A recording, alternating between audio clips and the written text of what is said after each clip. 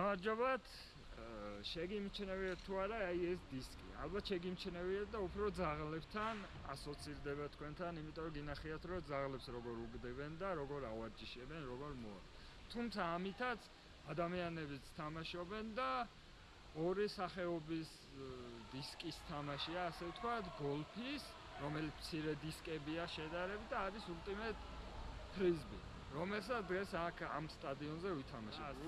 წესებით გავს რაგბს და კალათბურთის ნაერთს. რაგბს იმიტომ რომ ტაჩდაუნის ადგილია და სადაც დაიჭერ, მან თქულა.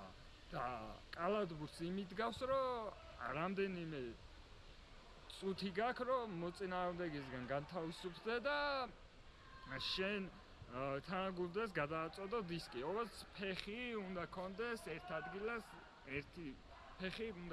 ერთ ადგილას დაფიქსირებული. ასევე ხდება შემდეგნაირად არის გარეხელი backhand, რომელიც გარეხელია და ისროლება აი ესე.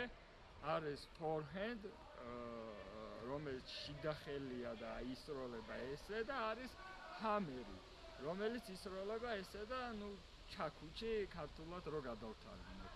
დღეს მე ვაპირებ ამ ფრიზბის თამაშს, აი ზუსტად ამ სტადიონზე. ახლა განვიხილოთ თუ როგორ ვისროლოთ შიდა ხელით პასი. ვიჭირავს დისკი აი ესე წინიდან ცერათიც ვადებთ აი აქ თუ ჩანს დისკზე პატარა ზაზორებივით, ანუ გაჭრილებივით არის რაღაცა პლასმასზე თითონვე. მაგას ვადებთ ცერათიც, უკან ორთიც ვდებთ აი აქ კუთხეში. შიდა ხელის სროლის დროს დაახლოებით ვდგებით ესეთ პოზიციაში. ერთი ფეხი წინ, თუ მე მარჯვენა ხარ მარჯვენა, თუ მე მარცხენა ხარ მარცხენა და ვისაც ვაძლევთ პასს, იმისკენ ვდგებით ხრი.